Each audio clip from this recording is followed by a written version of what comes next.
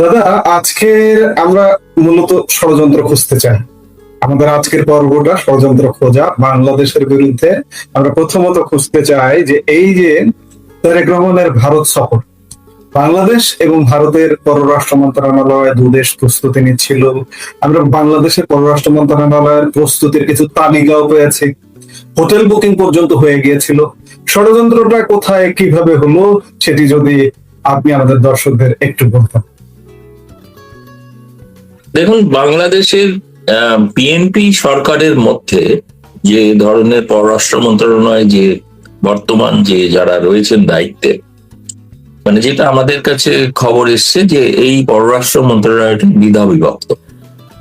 দ্বিধা বিভক্ত অর্থে একদল তারা চান চীন ও পাকিস্তানের সঙ্গে সম্পর্ক আরো নিবিড় করতে, আর একদল চান যে যেহেতু ভারত নিকটতম প্রতিবেশী, ফলে তাদের সঙ্গে একটা বোঝাপড়া এবং কাজের সম্পর্ক রাখা। কারণ ভারত থেকে প্রয়োজনীয় জিনিস সেগুলো ভারত থেকেই তারা পেয়ে আসছেন। এবং এটা তো ওই আমার মনে পড়ছে, আমাদের একজন মনীষী ছিলেন বিদ্যাসাগর, তিনি বলেছিলেন ও কেন আমার কাছে নিন্দা করছে, জিজ্ঞেস করা হয়েছিল ওনাকে, উনি বলছেন বোধহয় আমি ওর কোনো উপকার করেছিলাম। এই উপকারের প্রতিদানটা সবসময় নিন্দাতেই আসে, এটা আমরা অভ্যস্ত, এটা আমরা জানি। ফলে এটা নিয়ে খুব একটা মানে বলছি, সে যখন আমি বলছি 19 শতকের গোড়ায় তিনি বলেছিলেন, সেটা আজও একবিংশ শতাব্দীতেও সেটা সত্য, যে যদি তুমি উপকার কারো তাহলে সে তোমায় নিন্দা করবেই, বিশেষত এটা বাঙালি যদি হয়। কারণ বাঙালিদের মধ্যে থেকেই তো মির্জাফর তৈরি হয়েছে, তাই না? অন্য কোনো খ্রিস্টান মির্জাফরের কথা শুনি, বাঙালি মির্জাফরই শুনেছি। এই জন্য কোনো ভারতে বা বাংলাদেশে কেউ তাদের সন্তান সন্ততির নাম মির্জাফর রাখেন না, একটাই কারণে রাখেন না, ঔরঙ্গজেব নাম পাবেন কিন্তু মির্জাফর পাবেন না। তো এখন এই একটা আসলে আমার যেটা মনে হয়েছে, এটাকে ভারতের সঙ্গে সম্পর্ক হিসেবে দেখাই উচিত না, এটা দেখা উচিত বাংলাদেশের বর্তমান আভ্যন্তরীণ অবস্থাটা এই, যারা চাইছেন চীন এবং পাকিস্তানের সঙ্গে সম্পর্ক, তারা ফলে ভারতের সঙ্গে সম্পর্কের উদ্যোগ যখনই হয় তখনই সেটা বানচাল করার জন্য চেষ্টা করেন, এবং বানচাল করতে গিয়ে কখনো সফল হন, কখনো ব্যর্থ হন। কিন্তু যখন ব্যর্থ হন তখন তারা বলেন যে ভারতের কাছে বিক্রি হয়ে গেছে। যদি ব্যর্থ হন তাহলে তারা এটা তাদের জয় হিসেবে স্বীকৃত করেন। ধরুন, এই সফরের আগে প্রকাশ্যে যেটা আমরা দেখেছি সেটা হচ্ছে জামায়াত ইসলামী সরাসরি নয়, কিন্তু তাদের মদতে এনসিপি তারা প্রকাশ্যেই বলেছে যে তারেক রহমানের ভারত যাওয়া উচিত নয়, ভারত সফর করা উচিত হবে না। তাদের চাপে এনসিপি, যাদের কিন্তু পার্লামেন্টে খুব নেগলিজেবল একটা সংখ্যা, এমন কিছু সংখ্যা নয়, বিএনপি কিন্তু একটা 3/4 সংসদের সমর্থনের সরকার। সেই সরকার আসলে বাংলাদেশে এই সংখ্যা গরিষ্ঠতাটা হচ্ছে এক ধরনের মরীচিকা, আসলে সেটা না। আদর্শ হচ্ছে এখানে পেছনে যে নেপথ্যে যে আদর্শ যেটা কাজ করে সেটা ইতিবাচক এবং নেতিবাচক, সেগুলোই প্রভাব বিস্তার করে। শেখ হাসিনাও তো নিরঙ্কুশ সংখ্যাগরিষ্ঠতা পেয়ে জয়লাভ করেছিলেন, তাই না? 2024-এ তিনি ক্ষমতা টিকিয়ে রাখতে পেরেছেন? পারেননি। তারেক রহমান ভাবছেন যে তাই 3/4 ক্ষমতা আছে, কে কি করবে? তার প্রতিটি আচরণ প্রমাণ করে দিচ্ছে তিনি কাদের কাছে তিনি আত্মসমর্পণ করছেন। ভারতের সঙ্গে এই সম্পর্কটা বানচাল হওয়াটা, এটা ভারতের জন্য কিছু এসে যায় না। ভারতকে তো বাংলাদেশ এমন কিছু দিতে পারতো না, কিন্তু ভারতের কিন্তু অনেক কিছু দেওয়ার আছে। বাংলাদেশের বর্তমান মানসিক যে সংকট, ক্রাইসিস, সবই দেওয়ার আছে। এখন এটা নিয়ে ভারতে একটু মিশ্র প্রতিক্রিয়া আছে, যদিও দীনেশ ত্রিবেদী আপনারা শুনেছেন গতকাল রাতে তিনি এখনো বলছেন যে তারেক রহমানের সফরটা হওয়া উচিত, দ্রুত হওয়া উচিত। কিন্তু আমার মনে হয় বাংলাদেশের মানুষের, যেটা কেউ কেউ ভারতের পত্রিকা আজকে লিখেছেন দেখলাম, যে ভারতের এই সৌজন্যতাটাকে, উদারতাটাকে দুর্বলতা ভাবা হচ্ছে। এটা ভুল। ফার্স্ট পোস্ট নামে একটি অনলাইন, তারা আজকে লিখেছে, সকালবেলাতেই পড়লাম ভোরবেলায়, যে এবার বাংলাদেশকে বুঝিয়ে দেওয়া উচিত যে ডিজেলটা তুমি পাকিস্তান থেকে কেন, আর ভারত থেকে কেনার দরকার নেই। কারণ ভারতে তো শেখ হাসিনা আছে, ভারতের ডিজেলে শেখ হাসিনার গন্ধ আছে, ভারতের বিদ্যুতে শেখ হাসিনার গন্ধ আছে, ভারতের কাঁচা লঙ্কাতেও শেখ হাসিনার গন্ধ আছে। ওগুলো বাদ দিয়ে পাকিস্তান এবং চীন থেকে ওগুলো কেন, তারা ভারত থেকেই কেন কিনতে হবে? তারা বলেন আরে আমরা তো ব্যবসা করছি, পয়সা দিই, পয়সা দিয়ে তাদের থেকে কেন না?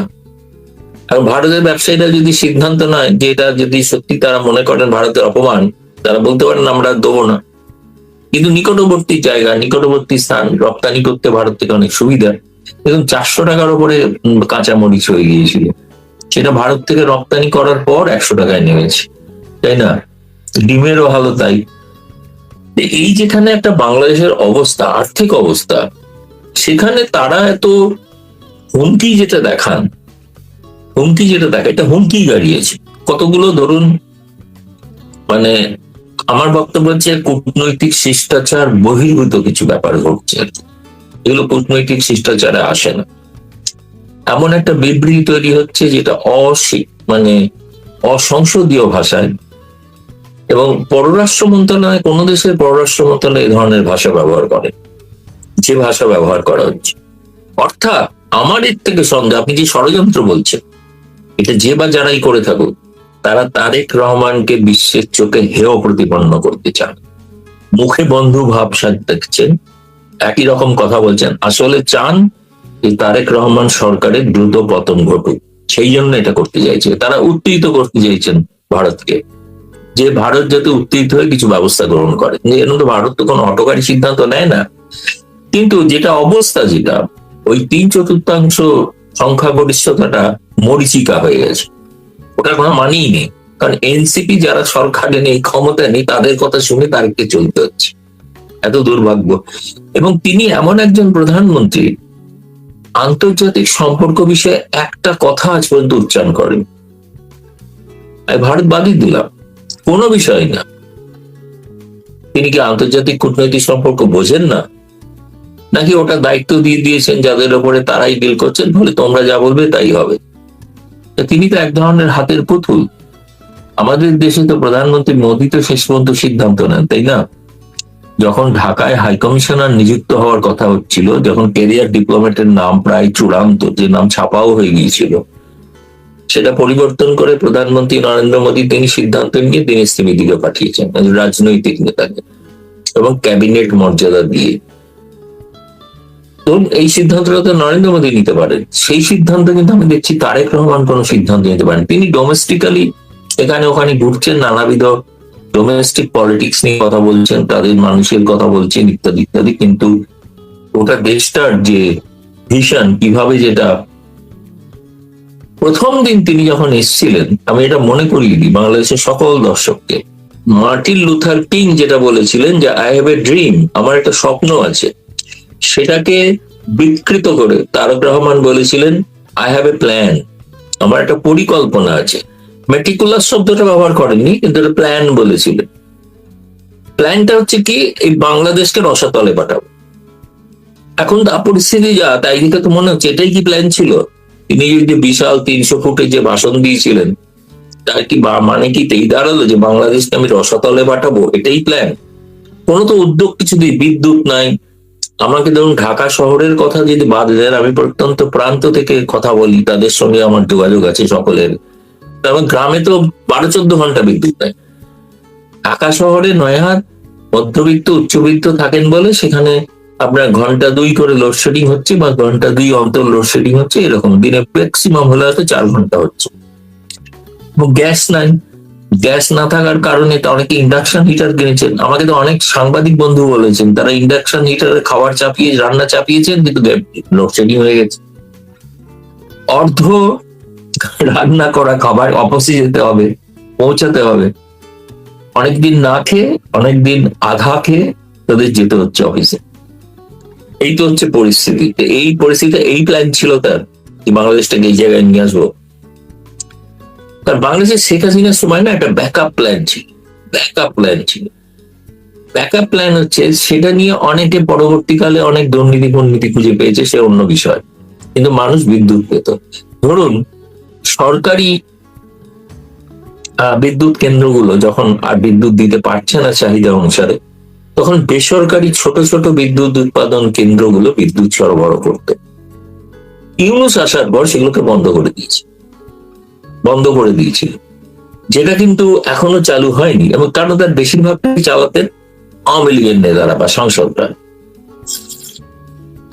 এবং তার ফলে তারা হয়তো ব্যবসায়িক লাভ করতেন, কিন্তু মানুষ বিদ্যুৎটা পেত। যেমন ভারতের থেকে যে ভারত ব্যবসা করছে কাঁচা লঙ্কা দিয়ে, কাঁচা মরিচ পাঠিয়ে, ব্যবসা তো হচ্ছে, কিন্তু আপনাদের তো বাজার দর কমছে। আর একটা বড় সমস্যা ঘটে গেছে, এটাকে একদম চেপে গেছে বাংলাদেশ সরকার। সেটা হচ্ছে পিটার হাসের একটা গ্যাস সাপ্লাইয়ের এজেন্সি ছিল চিটাগাংতে। সেটাতে আমি খবর পেলাম যে সেটা নাকি আগুন লেগে পুড়ে গেছে, তার ফলে গ্যাসের সাপ্লাই নেই, এবং যে কারণে ওটা নাকি ঠিক হতে মিনিমাম 1 মাস লাগবে, যদি ঠিক হয়। কে বা কারা পুড়িয়ে দিল আমি তো জানি না, সে ব্যাপারে সরকার বলতে পারতেন তো যে ফ্যাসিস্টদের দোসররা পুড়িয়ে দিয়েছে, তাও বলেননি, তাদেরও নামে দোষ দিতে পারছেন না, তাহলে কে পুরোলো? খবর পাওয়া যাচ্ছে যে পিটার হাসিকে আরো বেশি ব্যতিব্যস্ত করার জন্য তার বিরোধী কোন শক্তি সেটা তারা করেছে। তার সম্পর্কে বর্তমান সরকার নীরব, বলতে পারছেন না, বলার সাহস নেই। সাহস আছে শুধু শেখ হাসিনা নেই। একটা হাস্যকর যুক্তি, তারা বন্দি প্রত্যর্পণ চুক্তি যদি পড়ে থাকেন, আচ্ছা ধরুন এরকম নয় যে ভারত ইচ্ছা করে দিচ্ছে না, ভারতের যে যারা অপরাধী যারা বিদেশে আছে তাদের মামলা সেখানকার আদালতে চলছে, যুক্তরাজ্যে চলছে আদালতে মামলা, সেই মামলা শেষ না হলে ভারতে পাবে না তাদেরকে। একজনকে বহু আগে পাওয়া গিয়েছিল, তাকে প্রতিশ্রুতি দিতে হয়েছিল ইউরোপিয়ান ইউনিয়নকে যে আমরা তাকে ফাঁসি দেবো না, সেই শর্তায়। এখন এইরকম একটা বাস্তব পরিস্থিতিতে তারা মানুষের দৃষ্টি ঘোরানোর জন্য, তারেক রহমান সরকার চাপে আছেন, সেই ঘোরানোর জন্য তারা এখন হাসিনার প্রত্যাবর্তনটাকে একটা স্পর্শকাতর ইস্যুকে সামনে এনে আবেগপ্রবণ ইস্যু করে বাকি সমস্যাকে ধামাচাপা দিতে চাইছে, যার সঙ্গে বাস্তবের কোনো সমস্যা নেই। ফলে ষড়যন্ত্রটা আপনি যেটা বলছেন ষড়যন্ত্রটা গভীরে, এবং এই ষড়যন্ত্রটা আমাদের সন্দেহ হচ্ছে, আমি জানি না আমাদের রিসার্চ অ্যান্ড অ্যানালিটিক্যাল চিফ পরাগ জৈন গিয়ে কি বলে এসছেন, কিন্তু তারা যখন যান তখন জানবেন যে যিনি প্রধানমন্ত্রী বা যিনি রাষ্ট্রপতি তার কোনো সমস্যা আছে সেটা জানাতে তারা যান। যেমন বঙ্গবন্ধুর ক্ষেত্রে গিয়েছিলেন, শেখ হাসিনার সময় গিয়েছিলেন, এইবার প্রথম দেখলাম এতকাল বাদে রয়ের প্রধান গেলেন। এটা খুবই চিন্তাজনক বিষয়। ফলে আমার মনে হয় বাংলাদেশে যেটা আপাতভাবে বাইরে থেকে মনে হচ্ছে একটা নিরবিচ্ছিন্ন একটা জীবনযাত্রা চলছে, তা আদৌ নয়। গভীরে গভীরে প্রচুর ষড়যন্ত্র, যে ষড়যন্ত্রের সঙ্গে আওয়ামী লীগ আদৌ জড়িত না, যে ষড়যন্ত্রের সঙ্গে জড়িত বিএনপি, জামায়াত এবং এনসিপির লোকেরা জড়িত, তারা তারেক রহমানকে ব্যর্থ প্রমাণিত করতে চান।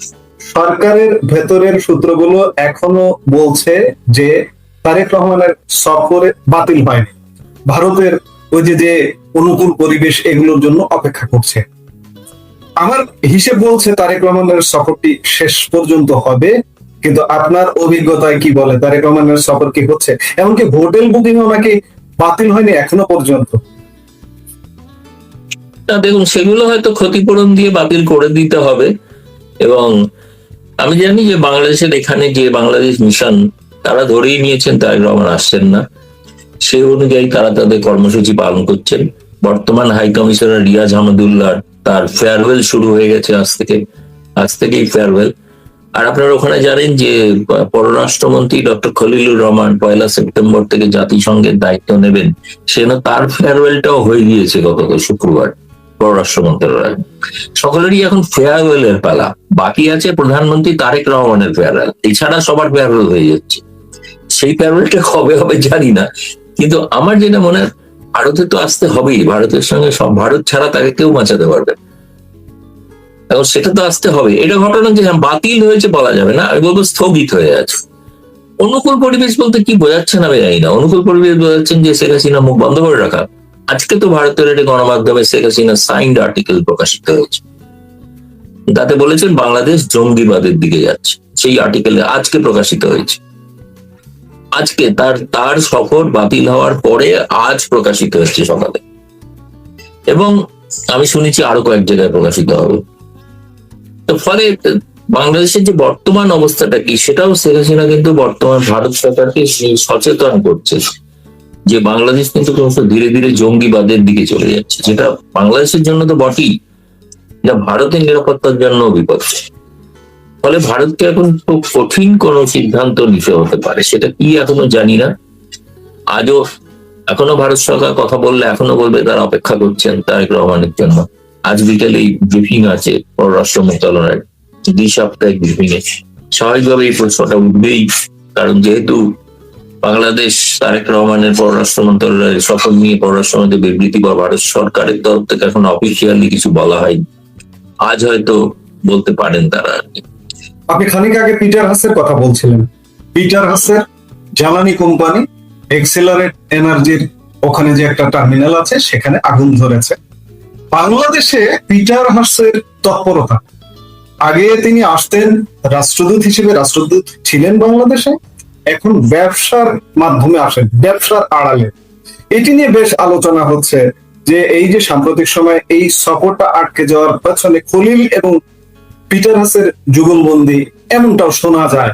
এবং বাংলাদেশ নিয়ে কি আরো কোনো গভীর, আবারও কোনো সেই ডিপ স্টেটের কবলে কি পড়লো বা পড়তে যাচ্ছে? দেখুন, বাংলাদেশের জন্য সবই সম্ভব, সবই সম্ভব হতেও পারে, অস্বাভাবিক কিছু নয়। কারণ তবুও আমি বলবো যে বর্তমান রিপাবলিকান সরকার বা ট্রাম্প প্রশাসন তারা তো একটা বাণিজ্যিক প্রতিনিধি দল পাঠিয়েছেন। গত সোমবার থেকে একটা ভারতীয় বাণিজ্যিক প্রতিনিধি দল ঢাকা সফর করছে। তারা উচ্চ পর্যায়ের বৈঠক করবে, সমস্ত জায়গায় কথা আছে, যাতে ভারত বাংলাদেশ বাণিজ্যটা আবার স্বাভাবিক হতে পারে। ফলে একদিকে যেমন শেখ হাসিনাটাকে কেন্দ্র করে সফর তারা বাতিল করছেন, আসছেন না ভারতে, আবার একই সঙ্গে ভারতের সঙ্গে অন্য সম্পর্ক রাখার জন্য তারা কিন্তু সেটাও পাশাপাশি চালাচ্ছেন। আর ফলে এই বিষয়টা মানে একটা বোঝার ব্যাপার, যে এই জন্যই বলছেন যে এই ঘটনাগুলো প্রমাণ করে যে বাংলাদেশ একটা গভীর মানে দ্বন্দ্বের মধ্যে পড়েছে। আর সেই দ্বন্দ্বটা হলো এই, যারা একদল ভারত বিরোধী তারা সক্রিয় বেশি, তাদের কথাতে তারেক রহমানকে প্রায় উঠতে হচ্ছে, বসতে হচ্ছে বলা যেতে পারে। তিনি একটা অসহায় রাজার মতো, আমাদের কেউ যদি এখানে দেখে থাকেন সত্যজিৎ রায়ের সিনেমা গোপী গাইন বাঘা বাইন, সেখানে আছে না সঙ্গীত রাজা হন্ডির রাজা, তাকে অবশ করে রাখা হতো, দিয়ে তাকে যা বলা হতো তিনি তাই করতেন।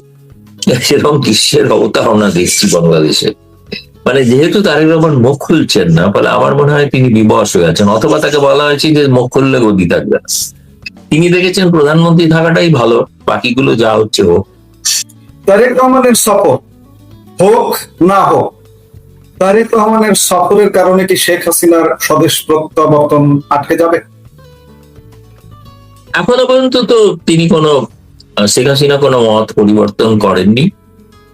তিনি এমন কথা বলেননি যে হ্যাঁ আমি ওই যেটা বললাম, তার যেটা লেখা যেটা বেরিয়েছে আজকে, তাতে তিনি বলেছেন ভারতের বাংলাদেশকে আবার গণতান্ত্রিক পথে ফিরিয়ে আনতে হবে। কিন্তু তিনি আজকের লেখাটাতে আর উল্লেখ করেননি যে তিনি ডিসেম্বরে ফিরছেন, যেটা আগে তার ঘোষণা ছিল, বলেননি। এখন দেখা যাক, আরো কিছু গণমাধ্যমে হয়তো তার সাক্ষাৎকার প্রকাশিত হতে পারে। কিন্তু ভারত সরকার কখনোই শেখ হাসিনাকে বলতে পারবে না যে আপনি কোনো কথা বলবেন না। তারা অনুকূল পরিবেশ বলতে কি, অনুকূল পরিবেশ বলতে বোঝাচ্ছেন যে শেখ হাসিনার মুখ বন্ধ থাকবে, তিনি চুপচাপ থাকবেন, এবং তখন তারেক রহমান মহানন্দে সফর করে যাবেন। এটাই তো ধারণা। সেটা তো হতে পারে না, একদম যেদিন সফর করবেন সেদিনও শেখ হাসিনা মুখ খুলতে পারে, তাই না? তাকে তো বারণ করা যাবে না। এখন হয়তো একটা দুটো তারেক রহমান সফর হতে পারে, এটা ধরে নিয়ে একটা দুটো গণমাধ্যমকে বলা হয়েছিল যে যদি কেউ ইন্টারভিউ নিয়ে থাকেন তাহলে আমরা অপেক্ষা করুন, এই যে সফরটা হয়ে যাক তারপরে প্রকাশ করবেন, এখন করবেন না, এটা হয়তো বলা হয়েছে একটা দুটো গণমাধ্যমকে।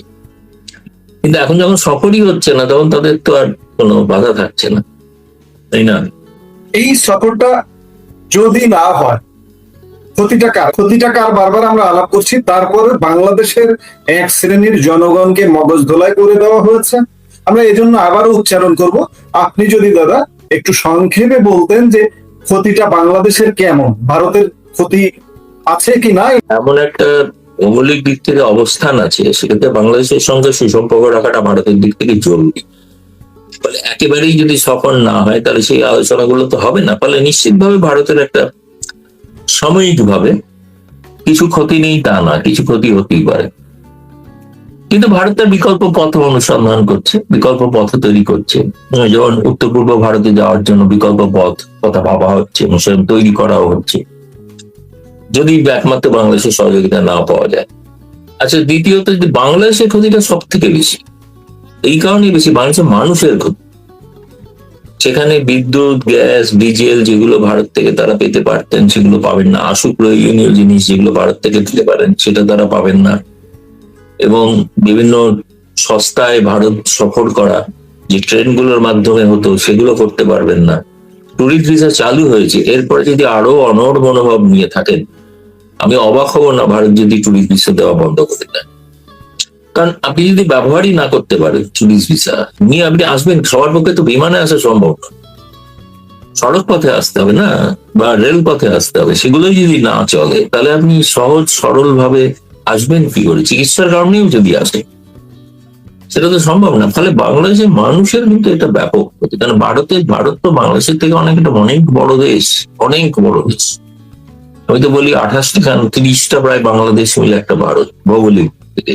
জনসংখ্যা 140 কোটি, সেখানে আপনাদের তো মেরে কেটে 18 কোটি, জোর করে 20 কোটি নয় বলা যেতে পারে।